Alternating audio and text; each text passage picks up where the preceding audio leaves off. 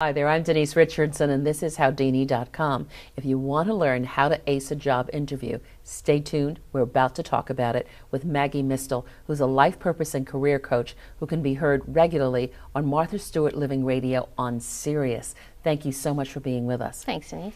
You show up, you're dressed properly, you walk into to meet the interview. What's the first thing you do when you walk in? I love to smile. And obviously, I think you can tell by that, but I like to make the interviewer just as at ease as I'm trying to be, because really, this interview is a conversation that you're going to have with this other person who's a human being, and it can be a real icebreaker if you can just be relaxed and at least give yourself a break. Say, hi, how are you? And even try to talk about the weather or some type of other icebreaker that kind of gives everybody a chance to take a deep breath, because this is an evaluative conversation, and it can be nerve-wracking for both parties. So the interviewer says to that prospective employee, why do you want to leave your job?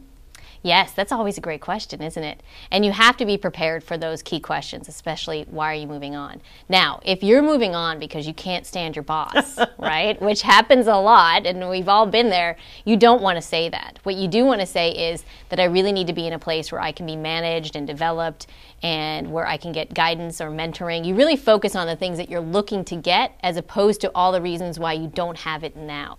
You know, there are some people who walk into that interview and they walk in a little defensively and because they really need a job, and they hear the words, you're overqualified, and they're willing to take a job and do their best at it. How do you handle you're overqualified? You can say things like, well, I've really thought about that, and if I were in your shoes, I'd be asking the same question. And when I think about it, I can tell you for a fact, I'm looking to downshift. And I know this industry well, and I don't need to be in charge. I've been the person on the totem pole before, and I can do that again. I'm really looking for a place where I can contribute, but where I don't have to be the one who's running the show, and really address those concerns which are behind the overqualified comment. And they may say, you just don't have enough experience for us. But for folks just starting out, maybe a new career, or college students who've just graduated, or even folks out of high school or new to the work world, that's a common problem. So again, I go back to internships are great, any way that you can get some experience on your resume to demonstrate, hey, yeah, I may not be, 10 years in this field, but I can tell you in this experience that I had this summer, I didn't know anything going in, and here's how successful I was. So you want to show situations where, yeah, you went in without a lot of experience, but were still able to succeed. And this is where references can be so helpful as well. Even if you don't have a lot of experience, anybody can be a great reference for you, even a teacher or a professor, or even someone that you volunteered for who can attest to your ability to learn quickly and perform well can be a great asset.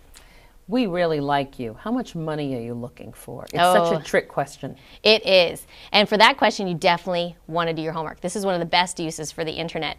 Salary.com, Indeed.com, Monster, Hot Jobs, a lot of them have salary calculators associated with them now. So you can look up the job title in your geographic area and get the range of salaries for that position and find where you would fit based on your level of experience. Briefly, if the interviewer hasn't brought up the word salary, should you?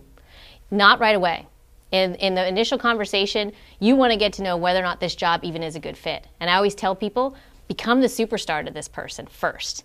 And then you're in a much better place to negotiate salary. And they may even pay more for you because they're like, wow, we can't let Denise go. She's such a fabulous candidate. We were only going to pay this much, but now that we found Denise, we're willing to do more.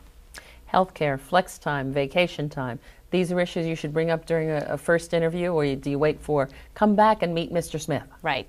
Wait for the comeback, because again, first interview should be about, is this a company I can picture myself in, and vice versa for the interviewer. And if it is a place you can see yourself in, really be your best self and really let them know why you'd be a fantastic fit. Well, we're certainly happy to have you with us. Thank you so much, Maggie Mistel. You're welcome.